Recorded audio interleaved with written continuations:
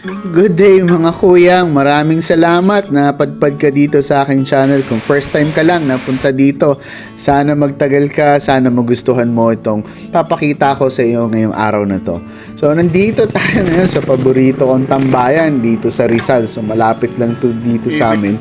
So bike all the way tayo palagi, wala tayong sasakyan para bitbitin yung bisikleta natin. So malapit lang tayo, taga Payatas tayo. So sa likod lang ng Payatas, Quezon City to, kaya madali lang puntahan. Kung meron kang ganitong lugar kuyang, napakaswerte mo kuyang. Bukas wala masyado.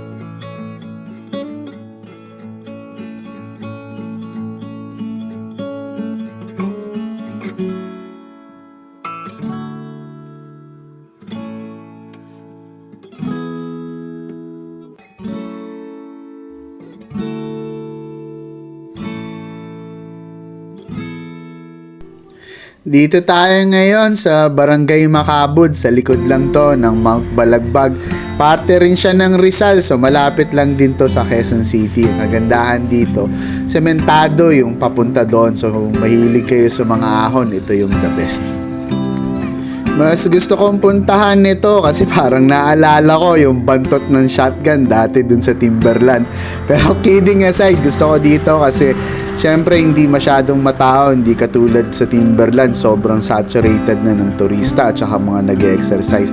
So bigyan natin ng time yung mga bago. So madalas yung mga bago yung nagpupunta doon. So dito naman, marami dito sa may Mount Oro yung umaakyat at saka sa Parawagan, pero dito less traveled tong lugar na to kaya nagustuhan ko.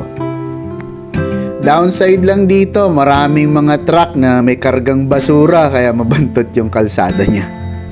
Pero kung gusto mo yung solemn yung lugar, ikaw lang yung dun sa lugar na magandang mountain ranges, tahimik talaga yung lugar, parang probinsya vibes talaga mararamdaman mo dito, hindi katulad sa Timberland. Ito na naman ako kinukumpara ko. So basta, kayo na lang din ang mag-decide, napakaganda ng lugar. Pag inabot nyo naman yung ibabaw dito, may 1 kilometro na hindi pa nasesemento yung Sitio Ujungan.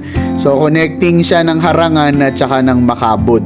So maganda naman yung view sa paligid dahil nga sa tahimik, tapos parang probinsya vibes, maraming nagtitinda ng mga gulay dito at saka prutas.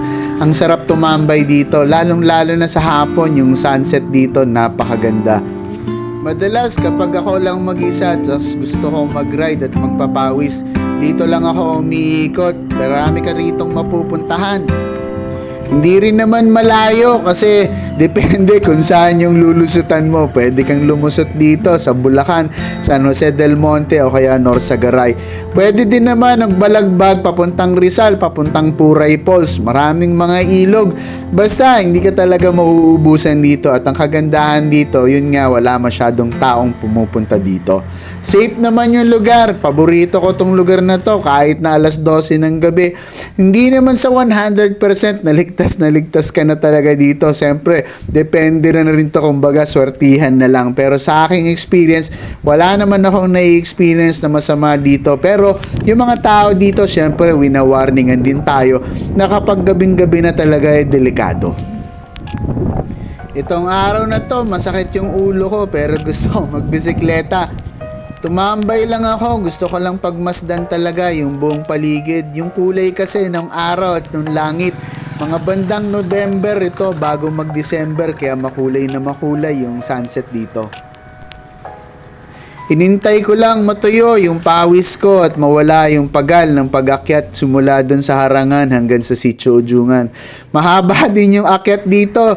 Swerte itong araw na to kasi Sabado hindi masyado marami yung truck na umaakyat. Inabutan na ako ng dilim din dito halos kasi nasarapan ako sa katahimikan na nakikita ko sa paligid kahit na medyo marami ng sasakyan ding dumadaan.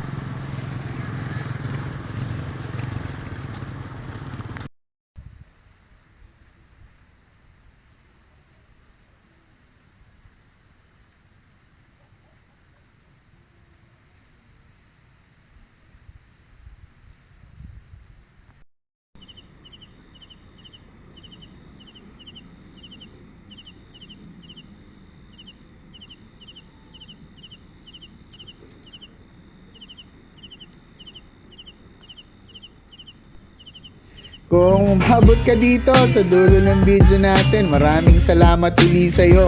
Maraming salamat kung nagustuhan mo itong katahimikan na ipinakita ko ng paborito kong paligid dito sa Macabud o Barangay Macabud at saka Sitio Ojungan. Lumabas tayo dito sa Sitio Nabutas Trail o kaya Crusher Trail ang tawag nila dito. So napakaganda dito ng lugar dito. Safe dito dahil may stasyon ng pulis o army yata yung may crusher dyan. Ganda din yung overlooking view pero pinagbabawal yung trail dito kasi private property dito kaya at your own risk na lang din. So makiusap din kayo kung sakasakaling sitahin kayo. Ito yung mga content na nag-enjoy tayo sa paligid na nakikita natin, yung katahimikan na nararanasan natin. Sabi ng mga eksperto, yung mga positibo na enerhiya na nakikita natin sa paligid, kung gusto mo ng katahimikan dapat doon ka palagi. So kung gusto mo yung lugar na mapuno yung mga enerhiya, buhay na buhay, at kung nalulungkot ka, napaka-perfect itong klaseng mga lugar na ganito. Malapit lang ito sa Quezon City, kaya kung may sasakyan ka, wala pang isang oras, 30 minutes, 20 minutes simula sa Litex Road.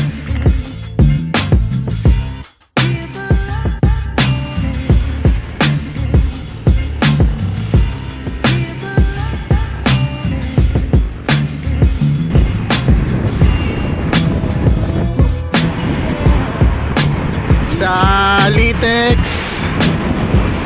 gravel road na tayo ngayon. Woo!